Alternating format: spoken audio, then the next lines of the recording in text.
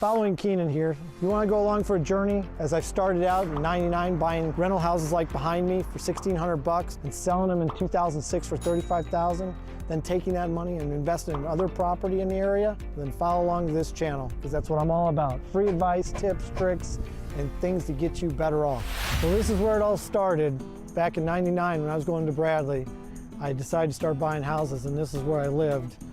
And the whole time I was living in a fraternity house, I was buying rental property, I was making rental income, I was going to parties. It was a great time. It was probably some of the best times of my life I can think back to. And from all that stemmed what I'm doing today. And that's what's so exciting.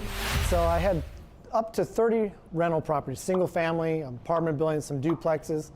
And what happened was we got tired of it. We got tired of changing toilets. We got tired of evicting tenants. We got tired of all the little headaches from 30 individual properties.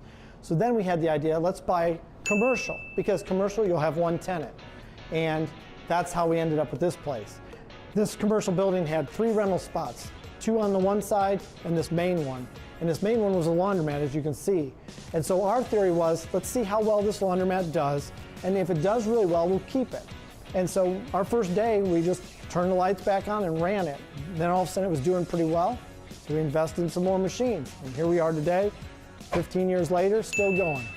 So the real question I get all the time is, can laundromats be successful? Can you be successful at a laundromat? Yes, you can. There's a lot of pros and cons to a laundromat, and I go over that in all my videos about things you should watch out for, things you should know, things that they don't teach you, the things you should know but you don't know. And that's what I do, because there's a lot to this. So you can be very profitable and very successful if you do it right. If you do it wrong, you're going to fail miserably and have a zombie mat. My number one goal for this channel is to show you the things I should have known before I started.